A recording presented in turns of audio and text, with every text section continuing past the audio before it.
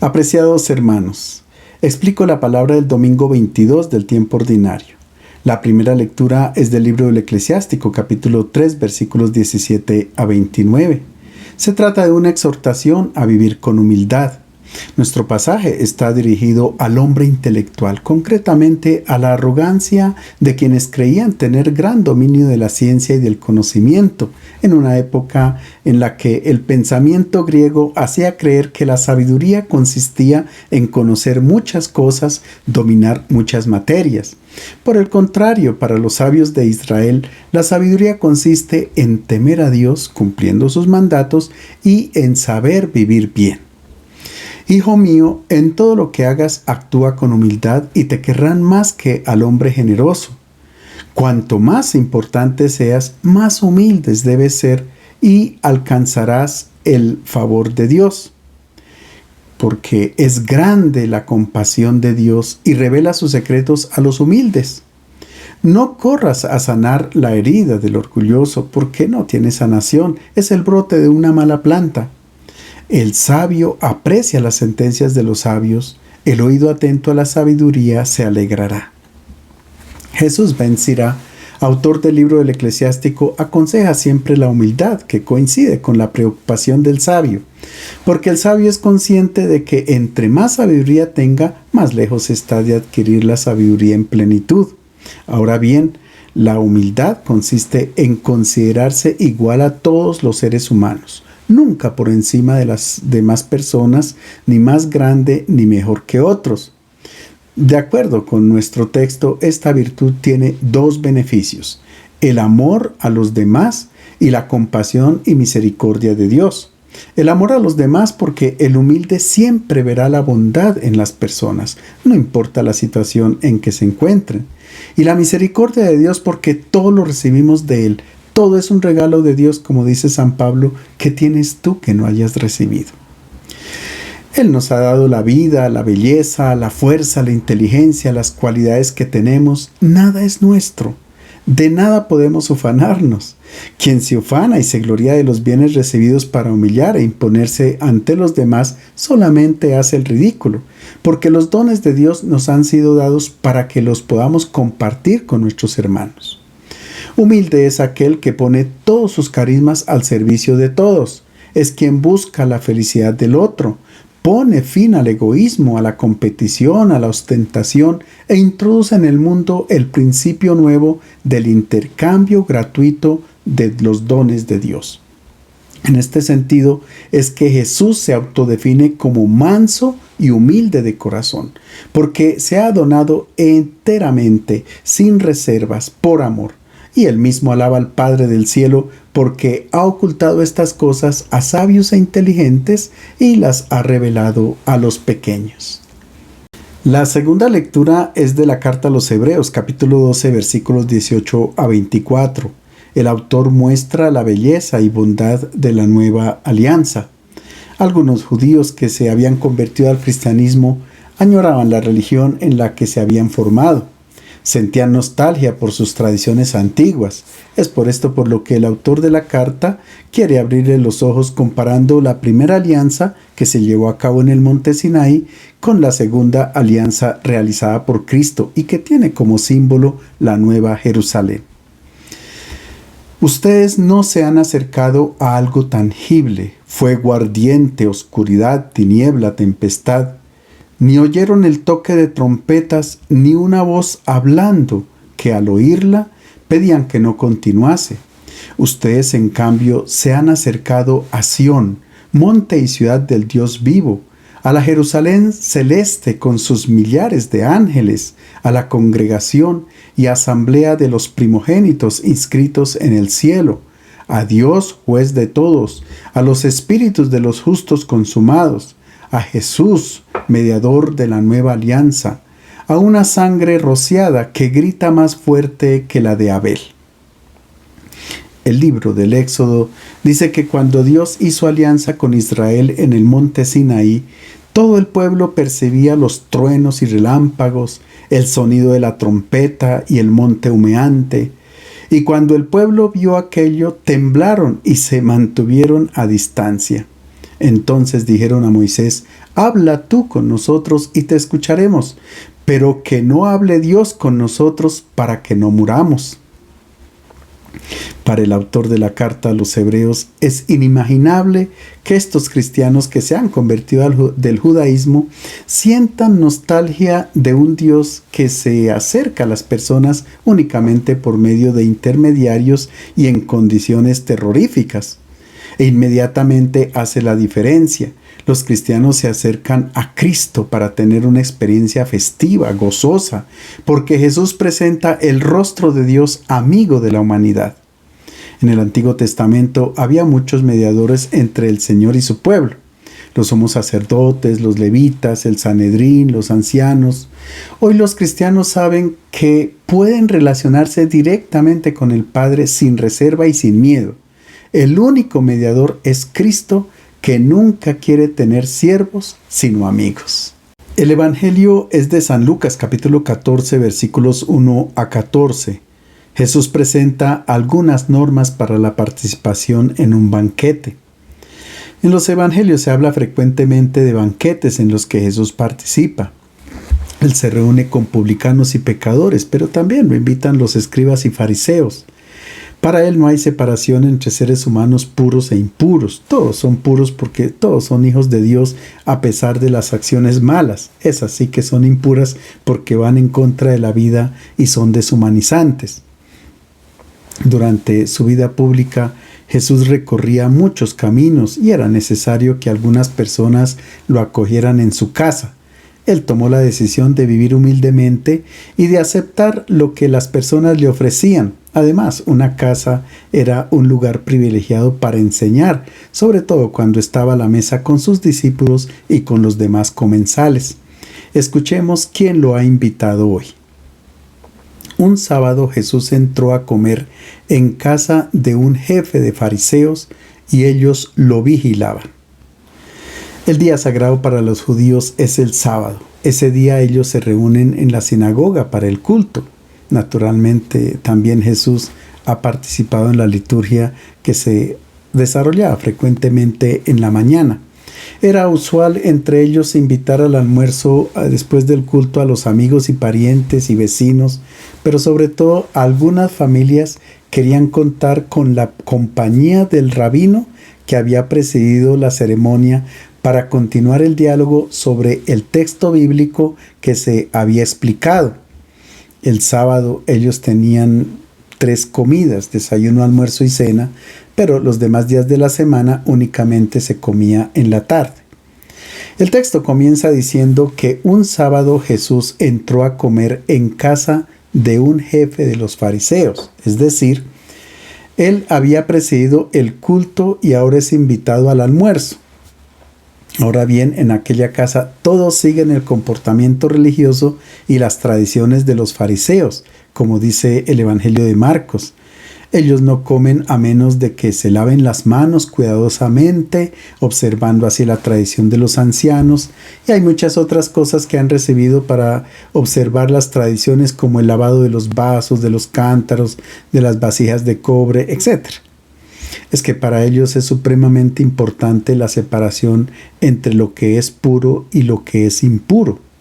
Por consiguiente, ellos estaban vigilando a Jesús para ver si cumplía o no con estos ritos de pureza. El evangelista utiliza aquí el verbo griego paraterein, que significa tener bajo control, observar muy de cerca. También estaban pendientes de lo que Jesús hablara porque para los fariseos Dios favorece a los buenos y castiga a los malos. Ellos habían enseñado un Dios vengativo, castigador, etc. Y seguramente Jesús iba a presentar el rostro de Dios compasivo con todos, incluso con los publicanos y pecadores. Ellos estaban atentos para contradecir a Jesús con argumentos de la Torá. Pero el pasaje de hoy no nos cuenta aquello que está sucediendo en casa del jefe de los fariseos. Allí se encuentra un enfermo que da origen a una controversia entre ellos con Jesús. Había allí un hombre hidrópico. Y dirigiéndose Jesús a los intérpretes de la ley y a los fariseos, les habló diciendo: ¿es lícito sanar en día de reposo o no? pero ellos guardaban silencio. Y él, tomándolo de la mano, lo sanó y lo despidió. Y a ellos les dijo: ¿a quién de vosotros se le cae un hijo o un buey en un pozo en día de reposo y no lo saca inmediatamente? Y no pudieron responderle nada. La hidropesía es una enfermedad que consiste en la acumulación anormal de líquido en alguna cavidad o tejido del organismo. De acuerdo con las normas de pureza de los fariseos, este enfermo no tendría por qué estar allí en el banquete, porque es una persona impura. Para ellos, la enfermedad era considerada como un castigo de Dios contra quien cometía un pecado. Ante las preguntas y las acciones de Jesús, permanece un silencio en la sala del banquete, y Jesús aprovecha la ocasión para formular su primera parábola. Observando cómo elegían los puestos de honor, dijo a los invitados la siguiente parábola: cuando alguien te invite a una boda, no ocupes el primer puesto, no sea que haya otro invitado más importante que tú, y el que los invitó a los dos vaya a decirte que le cedas el puesto al otro. Entonces, lleno de vergüenza, tendrás que ocupar el último puesto. Cuando te inviten, ve y ocupa el último puesto. Así cuando llegue el que te invitó te dirá: amigo, acércate más, y quedarás honrado en presencia de todos los invitados, porque quien se engrandece será humillado, y quien se humilla será engrandecido. Así como sucede hoy, también en la época de Jesús existían normas de urbanidad, en particular para quien se sentaba a la mesa. En el libro del Eclesiástico, en los capítulos 31 y 32, se habla del comportamiento que se debe observar para la comida. Por ejemplo: hijo mío, si te invitan a una mesa importante, no te dejes llevar del apetito, ni digas: ¡qué cantidad de cosas! Recuerda que la codicia es algo muy malo. Cuando estés a la mesa entre muchos, no extiendas la mano antes que tu vecino. El que come demasiado tendrá dolores, insomnio, malestar, sofocación y semblante alterado. En cambio, el que come con moderación tiene un sueño saludable y por la mañana se levanta con la cabeza despejada, etc. En las comunidades judías existían protocolos que se debían observar. Los primeros puestos estaban reservados para las personas con mayor dignidad. A ellos se les debía servir primero y ofrecerles el mejor alimento. Al centro se ubicaba el dueño de casa y poco a poco, en ese orden, los demás invitados de acuerdo con su posición social, la función religiosa que desempeñaba, la edad, la riqueza que poseía, etc. Al ver que todos buscaban los puestos de honor, Jesús ofrece su enseñanza, que en cierto modo ya estaba presente en el libro de los Proverbios, capítulo 25. No te alabes en presencia del rey, ni ocupes un lugar entre la gente importante. Es mejor que se te invite a subir y no ser humillado en presencia del príncipe. También en la tradición judía se atribuye a Rabbi Simeón ben Azai, de comienzos del segundo siglo después de Cristo, un dicho parecido al que dice Jesús. Decía el rabino: ubícate 2 o 3 puestos más abajo con respecto al que te ha de tocar, y espera que te digan sube más, porque es mejor escuchar decir sube más, mejor que te digan que desciendas más. Jesús va más allá. No invita a ocupar el tercer o cuarto puesto, no. Invita a ocupar el último puesto. Y esta frase ya nos ubica en el contexto y en el propósito que tiene el evangelista para transmitirnos su mensaje. Más allá que para los invitados a la mesa en casa del fariseo, el resucitado se está dirigiendo a los bautizados que pertenecen a la comunidad cristiana. En el tiempo de Lucas hay quienes tienen afán de ocupar los primeros puestos. Sienten el deseo o la codicia de ser grandes y de hacerse servir de los otros. Jesús no quiere que aparezca este comportamiento competitivo entre los miembros de la comunidad cristiana. No puede haber carrera por ocupar los primeros puestos. Esto sucede en el mundo antiguo, donde se busca sobresalir y para lograrlo están dispuestos a lo que sea. Intrigas, traiciones, palancas políticas, corrupción, burocracia, etc. Esto no puede suceder en la comunidad cristiana. En la iglesia solamente debe existir el llamado para realizar un servicio. La iglesia es la comunidad de los llamados. De hecho, que en nuestro texto a los invitados al banquete se les da el nombre keklemenos en griego, que significa los que han sido llamados. Es el participio pasivo del verbo kaleo, que significa llamar. Y así es. Para ejercer un servicio en la iglesia, nadie presenta su hoja de vida por sí mismo o pide el empleo, sino que es llamado, bien sea para ser obispo, sacerdote, diácono, ministro de la palabra o del altar, etc. Los invitados al banquete son todos aquellos que han respondido a la llamada que les ha hecho el Evangelio para acoger el reino de Dios. En condición de igualdad, todos son miembros de la comunidad cristiana. Jesús dirige su palabra también a nuestras comunidades de hoy. Si alguien busca los primeros puestos, los espacios de honor, de poder, sepan que este es un comportamiento totalmente pagano. Recordemos que él prohibía los títulos honoríficos, no toleraba los distintivos que consagran y sacralizan las personas. Hablaba con ironía de los escribas que gustaban pasear con largas vestiduras, amaban los saludos por las calles y los primeros puestos de honor en la sinagoga y los banquetes. Desafortunadamente hemos visto en la historia de la iglesia el afán de poder con títulos honoríficos, primeros puestos, etc. Pero esto no solo pasa en la jerarquía, sino también entre los hermanos de una comunidad cristiana cuando desempeñan sus servicios. Surgen riñas, envidias, presunciones, quejas, etc. Todo esto lo rechaza Jesús y lo dice claramente. Cuando te inviten a una fiesta, a un banquete, es Dios el que te invita. Por tanto, tú no eres patrón, sino el siervo. Tú no eres anfitrión, sino huésped. Mucho cuidado con el puesto que pretendas ocupar, porque solo hay un puesto disponible, el último.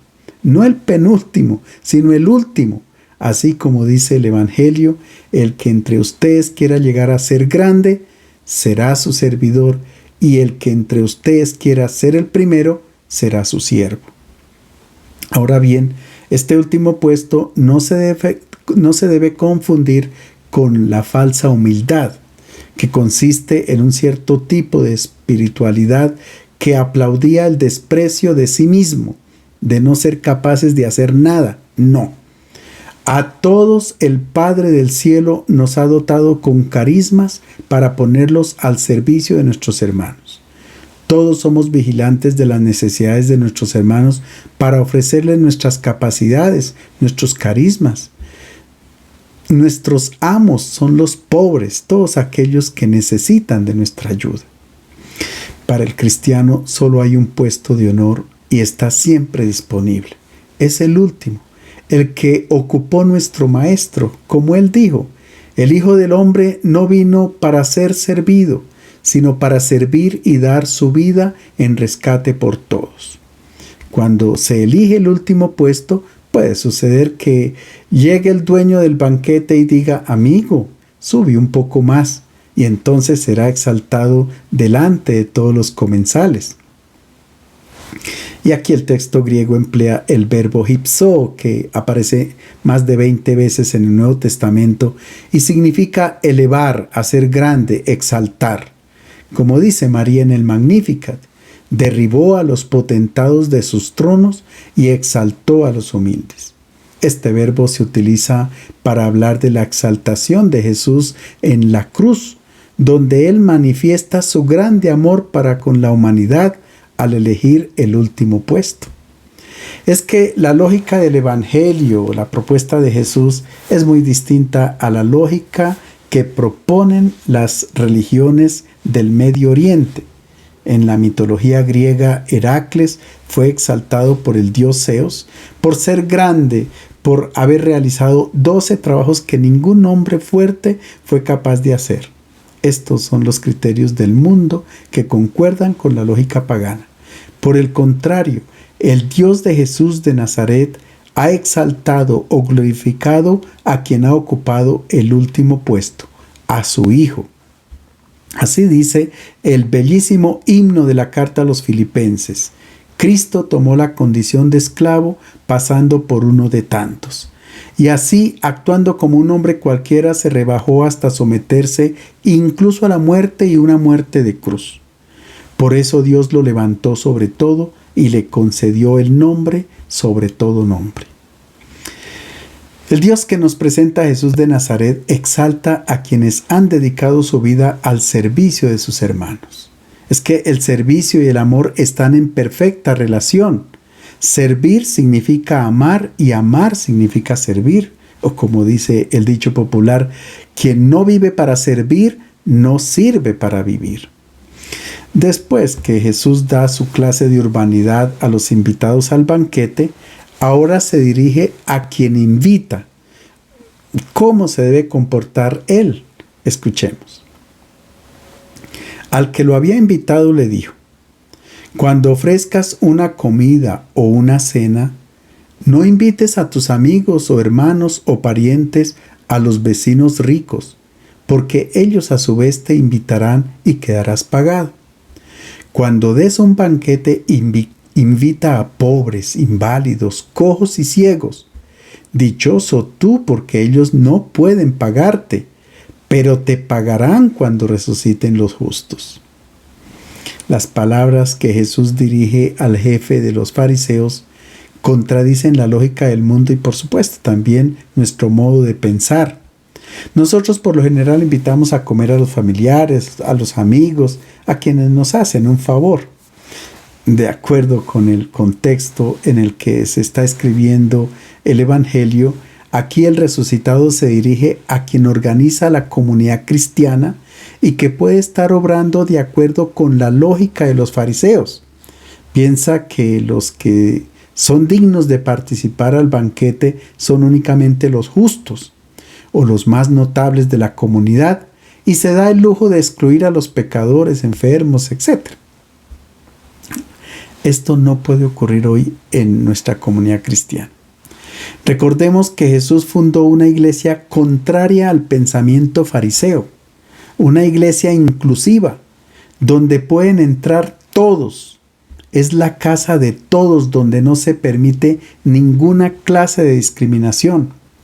El banquete no puede ser solo para los que consideramos buenos, entre comillas, porque Jesús mismo comió con publicanos y pecadores, acogió a todos, inició el reino, la nueva comunidad con pobres, enfermos, prostitutas, esclavos, marginados, pecadores, etc. La carta de Santiago denuncia la discriminación que ya se evidenciaba en la comunidad primitiva. Supongamos que cuando ustedes están reunidos entra uno con anillos de oro y traje elegante, y entra también un pobre andrajoso, y ustedes fijan la mirada en el de traje elegante y le dicen: siéntate aquí en un buen puesto, y al pobre le dicen: quédate de pie o siéntate allí en el suelo. ¿No están haciendo diferencias entre las personas y siendo jueces malintencionados? Estas actitudes son incompatibles con la vida cristiana, donde, como nos enseñó Jesús, todos somos iguales. Podemos decir que la persona de traje elegante representa al cristiano que es muy bueno, es el honor de la comunidad. En cambio, el pobre andrajoso es el que deshonra a la comunidad porque se equivoca en la vida, comete pecados que son visibles. Si actuamos así, si organizamos así la comunidad, simplemente estamos siguiendo los criterios de los fariseos y no los criterios y las enseñanzas de Jesús. Jesús pide al dueño del banquete la acogida gratuita para sus invitados. No se puede buscar absolutamente nada a cambio. No se puede obrar en la comunidad cristiana con la mentalidad farisaica que buscaba obtener méritos con el cumplimiento de la ley o haciendo buenas obras. Dios premia a quien cumple la ley, a quien hace buenas obras y castiga al que no. No. En la comunidad cristiana se trabaja únicamente con un criterio, la gratuidad. No se puede sacar ninguna ventaja, ni material ni espiritual. Pensar que hago obras de caridad porque Dios me las escribe en el libro y cuando yo me presente delante de Él ya tengo el tiquete para entrar al banquete. No. Esto es puro egoísmo. El punto de referencia solamente es la necesidad del otro, incluso si es mi enemigo. Yo soy su siervo, que proporciono gozo, felicidad, armonía, donando la vida por el hermano. Esto no hace parte de un contrato de trabajo. Es una actitud que se adquiere cuando se acoge el Evangelio en el corazón. Veamos ahora a quiénes debe invitar con predilección el dueño del banquete. En primer lugar, a los pobres. Son aquellos que tienen necesidad de todos los bienes, los dones y carismas que Dios ha puesto en nuestras manos. Como dijo Jesús, a los pobres siempre los tendrán con ustedes. En realidad, todos somos pobres. No somos autosuficientes ni nos abastecemos por nuestra propia cuenta. Todos tenemos necesidad de los dones y carismas que Dios ha puesto en las manos de nuestros hermanos. Lo que existe en la comunidad cristiana es un intercambio de dones. También debe invitar a los inválidos, personas que tienen mucha dificultad para levantarse, no son capaces de estar en pie y si dan un paso se bloquean. Son personas inestables en la vida espiritual que tampoco se pueden excluir porque si pretenden dar un paso adelante ya pueden ir por la vía justa. También se debe invitar a los cojos que caminan mal y despacio, tienen altibajos en la vida espiritual, pero ahí despacio van haciendo camino. Los ciegos son los que no ven y por tanto cuando caminan tropiezan y caen. Se hacen mal a sí mismos y a los demás porque no ven. Crean muchos problemas. El discípulo de Jesús está pronto para ayudarles a abrir los ojos para que no tomen decisiones equivocadas en la vida. Estas 4 categorías de personas no eran admitidas en el templo del Señor, en el templo de Jerusalén. Su condición era una clara señal de su estado pecaminoso y la asamblea de los israelitas debía estar compuesta por gente íntegra, perfecta, pura, sin defectos. Jesús anuncia haber venido a proclamar un banquete nuevo, un banquete en el que los excluidos, las personas rechazadas por todos, sean los primeros invitados a quienes les estén reservados los puestos de honor. Jesús dice, cuando se acoge a estas personas, se es bienaventurado porque ellos no tienen con qué pagar, por tanto todo es gratuidad y solo gratuidad. La recompensa es que quien ama teniendo como único objetivo la búsqueda del bien del hermano, se asemeja al Padre que está en los cielos. Experimenta la misma alegría de Dios. La felicidad de Dios está toda aquí, en amar gratuitamente. Por tanto, se realiza la promesa de Jesús. Su recompensa será grande y serán hijos del Altísimo. Les deseo un feliz domingo.